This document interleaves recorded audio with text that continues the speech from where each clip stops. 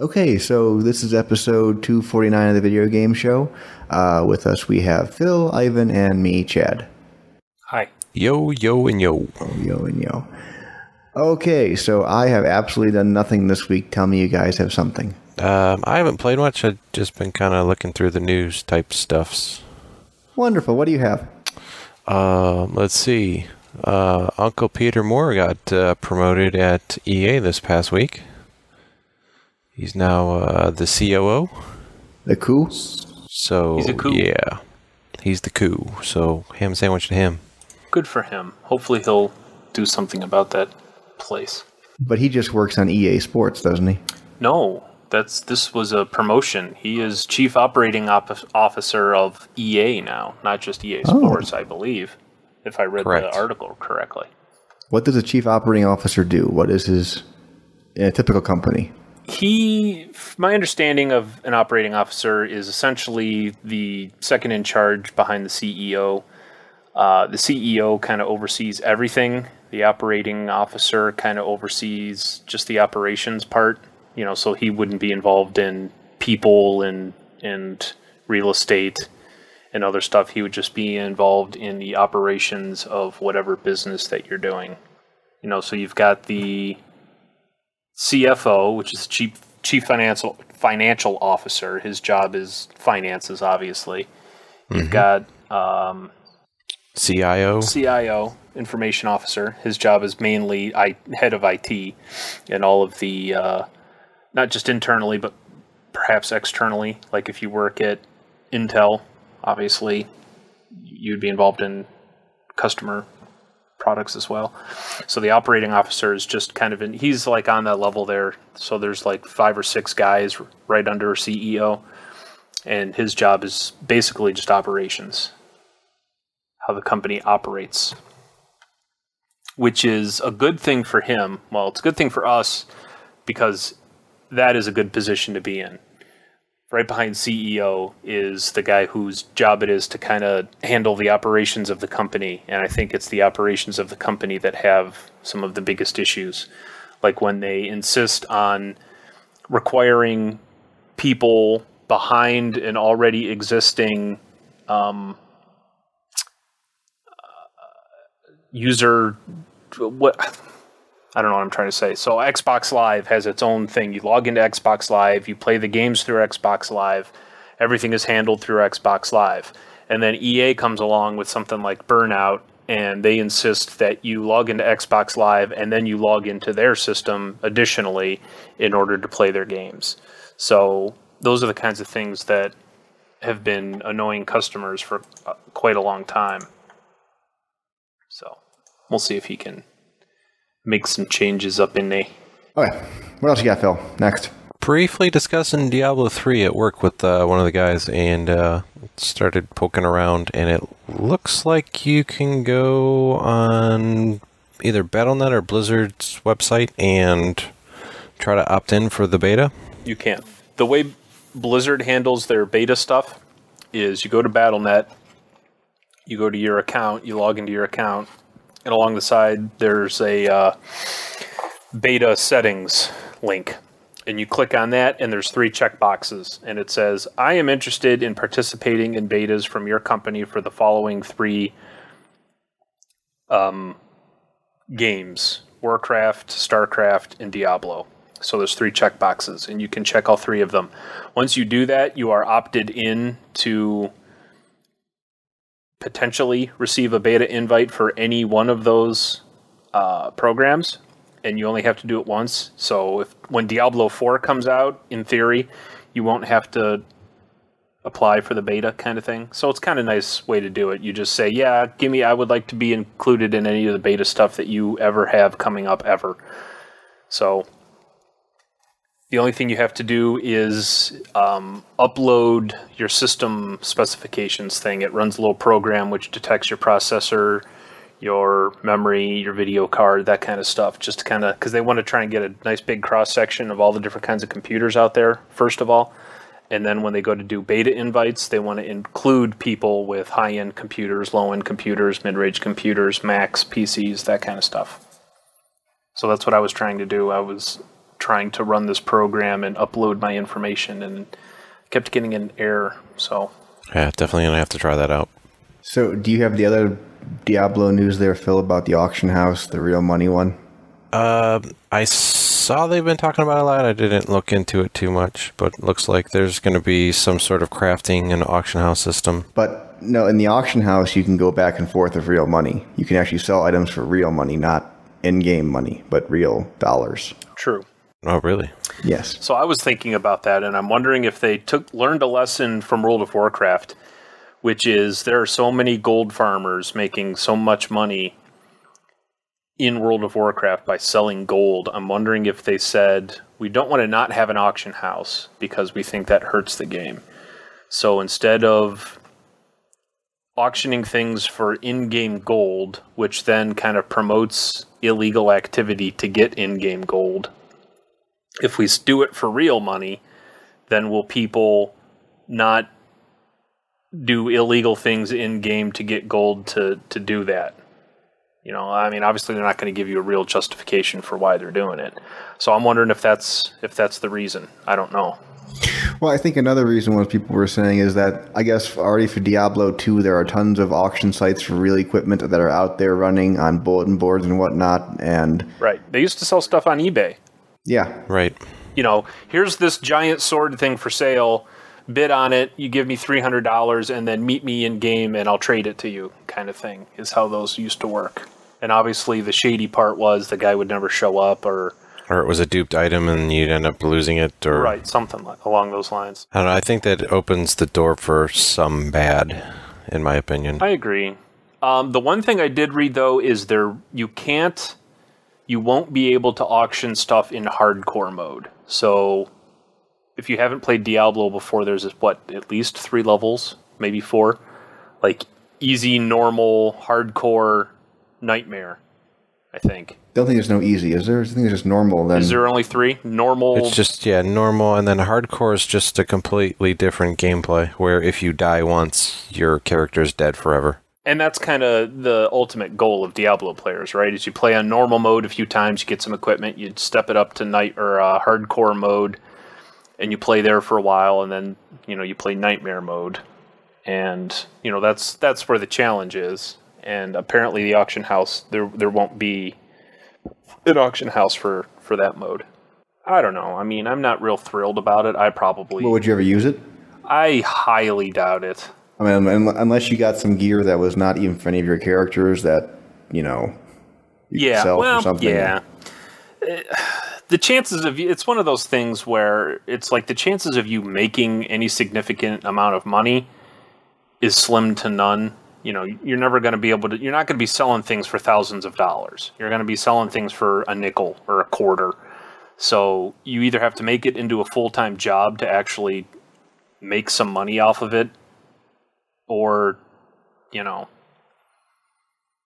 I don't know how it works. I mean, how do you get the money is going to be the big question. So if you sell a thing on Diablo Auction House and somebody buys it, how do you get the money? Do they apply it to your account? Do they send you a check? I mean, they're certainly not going to get into the business of having like a third-party thing involved, or having the person who actually purchased your thing send you money directly. They're going to have to handle the money somehow. Like they're going to have to set up a Diablo money account where when you win stuff, it goes into that account, and then at a whatever regular basis, they send you money somehow. Mm-hmm. So, well, Blizzard is big enough to do that. I mean, of all the companies out there, they're probably the one that can do it the easiest. Agreed. Then the other big topic is how they're going to handle PvP. They're not sure if they want to, once people start dying on your team, are they going to come back in a free roaming ghost form or whatnot? And they're also trying to avoid a last man standing thing where people are just kind of running around and game never ends. Yeah, that'll be interesting. But this isn't a big PvP group, is it? I mean, do you ever do any PvP in Warcraft? I have. I was never great at it because it's a totally different game. It's one of those things where when you're playing World of Warcraft, there's like 3 game modes. There's just the casual kind of person. I mean, you can play a lot and still be casual, which means you just do quests and you might do 5-man dungeons and that kind of stuff. Then there's the raiders, the people who do the in-game raids, and then there's PvP. Now, you can do each or all of those things. PvP is a completely different beast than, say, raiding, though. It requires completely different gear because you need stuff with more health and more health regeneration, that kind of stuff, because damage to monsters isn't as important because you're not damaging monsters, so you need more like armor penetration kind of stuff or things like that. And so the PvP gear is always completely different, and it's a completely different path to get that gear than raid gear. And doing both is difficult. It takes a lot. I mean, it takes a lot of time to do one or the other. So doing both would take, that much more time. So I was always more on the raiding path. I always, obviously we've talked about this a lot, that I always did all the raids, and I would dabble in PvP, but I never had a ton of PvP gear, and I never really did it that much. Yeah, I didn't really care for the small PvPs where you only have like, what is it, 2v2, 3v3, 5v5, and then there's also some of the other battlegrounds. Oh, that's the other thing, is when you go down the PvP path, there's two types of PvP. There's battlegrounds, which is usually a different game type, capture the flag or capture the node kind of thing. And then there's straight up arena, which is they throw you literally into an arena and it's just kill or be killed. And so the arena was always the top tier. Arena is equivalent to like raiding. It's the top tier of PvP. That's where all the best PvPers are. You get ranked, you get rewards for that kind of stuff. And the battlegrounds were kind of the 5-man dungeons of PvP. It was slightly less daunting to do battlegrounds. So yeah, usually I'm with Phil. Usually when I did PvP, I usually did the battleground stuff. Planning on trying PvP for Diablo? It's going to depend on how they implement Diablo PvP.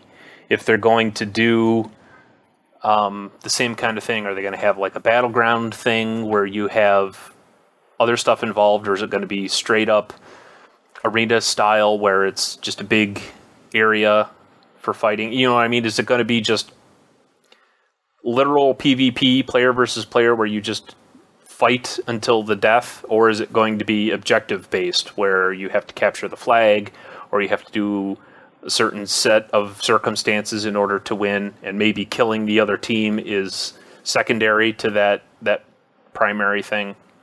It depends on how they do it. I'll certainly try it and see if it's any good. The regular game for Diablo, the regular player versus environment, is a pretty good game. I mean, that's one of our group's favorite games. It's certainly one of my favorite games. I'll be willing to bet that will keep me busy and I won't have to try the PvP, but I'll certainly try it to see how it works out.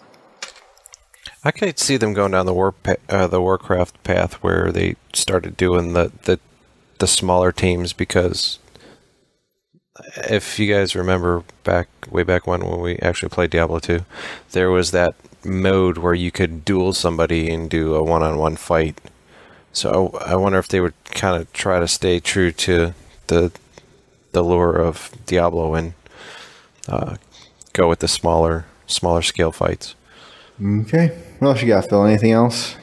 Anybody get an email from EA saying that their EA account is switching over to some service called Origin?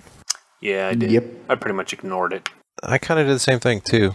Well, Origin is just like Steam, except for EA games. It's just a digital distribution platform. Okay. In fact, it's probably... Remember, there's a big to-do over Battlefield 3, because Battlefield 3 is not coming to Steam. It's going to be coming out only on Origin and other, like, direct down to download, those kind of things. Well, that's the other thing I saw that was kind of interesting, was that Battlefield 3 is not going to be available via Steam. And that's because EA doesn't like... It has to do with Steam's policies regarding downloadable content. Whereas in the Steam system, you have to go through Steam, but EA doesn't want you to go through Steam. They want you to be all in EA systems for the downloadable content, so that's why it's not going to be on Steam. So does anybody know if that's going to be like EA's client, like a Steam client that we're going to have to run to run their games? You can. I mean, not all their games. It's just another client. It's just like the Steam client, except it's another digital distribution platform, like Impulse, like download. Just another UI, another interface to go through with friends lists and all those kind of things. I gotcha. And I don't know if I think the Star Wars one, the Knights of the Old Republic, is that only on Origin? I can't remember. I want to say yes. But yeah, Origin's the new system.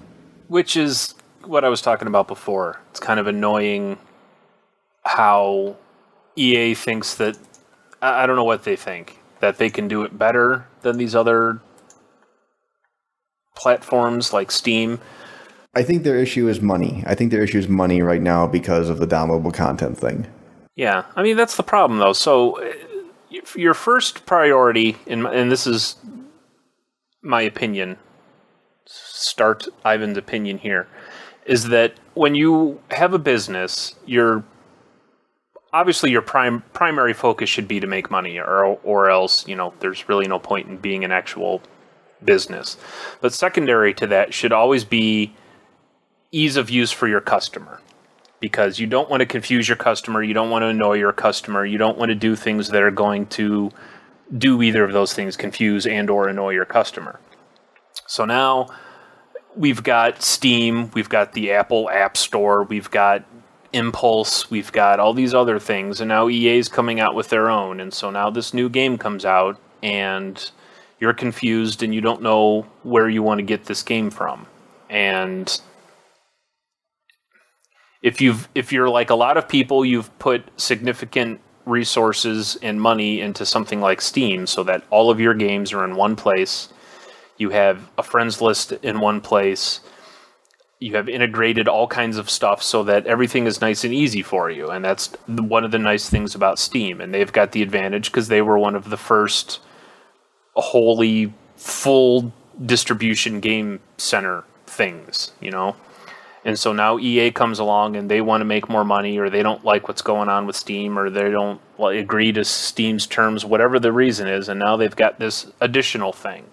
And so now if you want to play something like Battlefield, you have to log into two different things. You have to log into Steam and you have to log into your EA thing. And now, you know what I mean? So, I mean, if you only ever play one game at a time, like Battlefield comes out and all you're ever going to play is Battlefield, that's fine. But like a lot of us, you log into Steam and you kind of sit there and you play a game or you do something. And if somebody hops on and says, hey, you want to play this game? And you're like, sure. And so you switch over to that game. So now you got to have multiple things running on your computer so that you can keep in touch with your friends and play online. And that, to me, is very annoying. That's my personal opinion. Well, yeah, it makes things more difficult when there's more things out there, It makes it more complicated. Like I'm running Impulse now because Kim Vidard on the forums sent me a copy of Witcher 2. And I don't use Impulse for anything else except I have one game on Impulse, which is Witcher 2. Right. And everything else is on Steam. Yeah, who really wants to run all those different clients? And I got 3 clients right now running. I also have the Origin one running just because I forget why I turned it on. I have it running. And I mean, one of the bigger issues with that is if you have an older system or an aging system, and now you've got 3 different things running, which are all trying to connect to the internet at the same time, your system starts to slow down. Because the more applications you have open at the same time, the slower your system becomes. And then if they're all talking to the internet all at the same time, that's going to make it worse.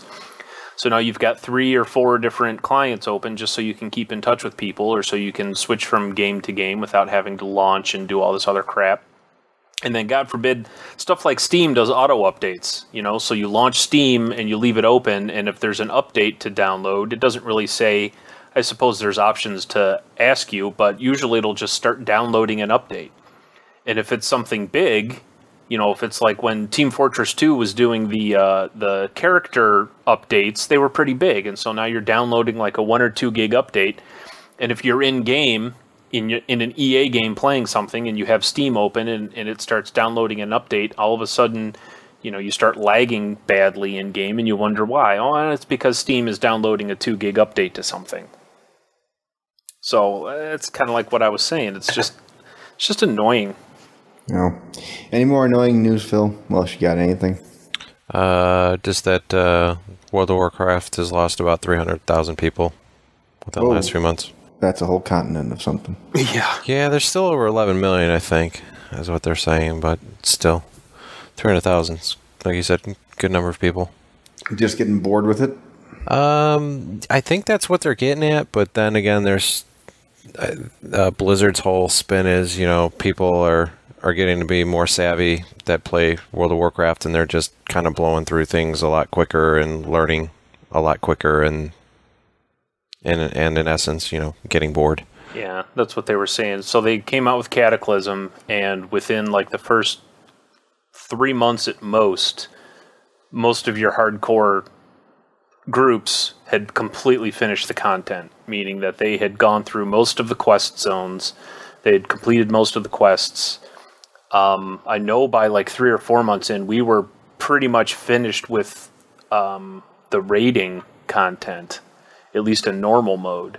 So we were literally just blowing through this content, and it's got to be frustrating for them because I can only imagine how many hundreds and hundreds of thousands of hours were put into developing this content, and you can't just, this content came out in January, December, so it's been less than a year since Cataclysm was released. They can't just turn around and release another one this soon. For various and assorted reasons, the biggest one being, I'm sure, that they don't have that kind of content ready. Because it takes several years to prepare that content. So, have there been any hints as to what the next big thing is with Warcraft? I haven't really even been following it for several months, so I'm not even sure.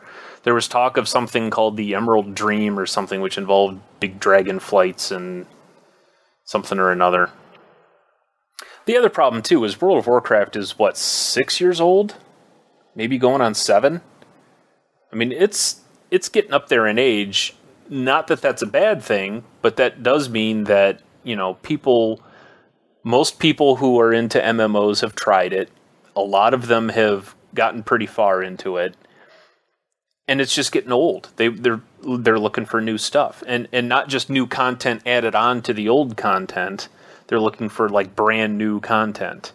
So even if if you want to say, well, okay, I've played a mage for 3 years, maybe I'll try a rogue. Well, now you got to go back to the new content or the old content that you started off 5 years ago and start playing that. They kind of alleviated some of that when they released Cataclysm, and they kind of redid all the old world zones, and I'm pretty sure that's why they did it, was people were just fed up. They didn't want to make new characters because they didn't want to have to grind through 4 or 5 year old content that they've done a dozen times. So at the very least, the old content is now kind of newer content, but you're still going through the same zones. You're still kind of doing the same things. You still have to go through Outlands, which nobody really likes to do anymore. So it's just getting old for people. For me, it was anyway. I was doing the same thing. I would log on, do raids. It was getting to be a point where it was just a routine. I would 3 days a week, I'd log in, do some daily quests to get some money, to get some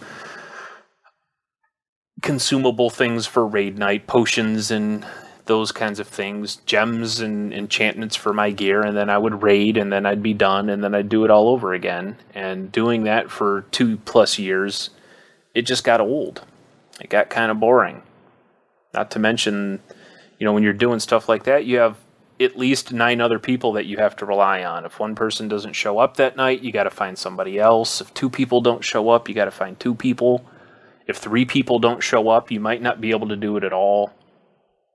It just started wearing down on you, not to mention just the time commitment. Being a full-time raider, like raiding even just 3 days a week for like 4 hours a day, it's almost a part-time job. You're playing World of Warcraft 15-20 hours a week.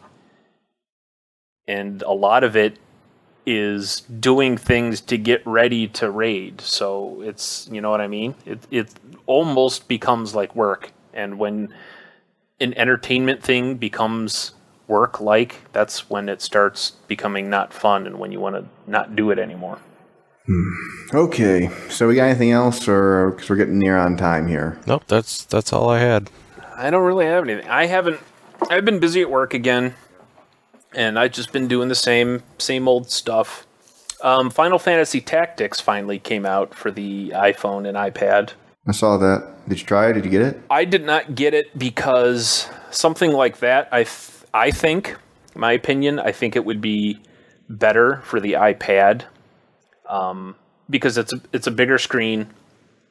It's not necessarily as portable, but anymore, if I'm out of the house and I'm playing a game on my phone, I want it to be kind of quick and easy and something that I can stop doing instantly and then pick back up instantly. And Final Fantasy Tactics is one of those things where I suppose technically you could quit in the middle of a battle and pick it back up later, but you kind of don't want to, you know? So I think it would be a little bit better on the iPad. And the disappointing thing is that Final Fantasy Tactics isn't a universal game, meaning that you can't play it on both, and the iPad version doesn't come out for like another month. So I may look into it when the iPad version comes out, although the iPhone version is like $16, which is kind of pricey for an iPhone game. Yeah, it is. But that's Square Enix, right? Yeah, so they charge a lot. So we'll see when the iPad version comes out how much it is, and then maybe I'll try it on there. Okay.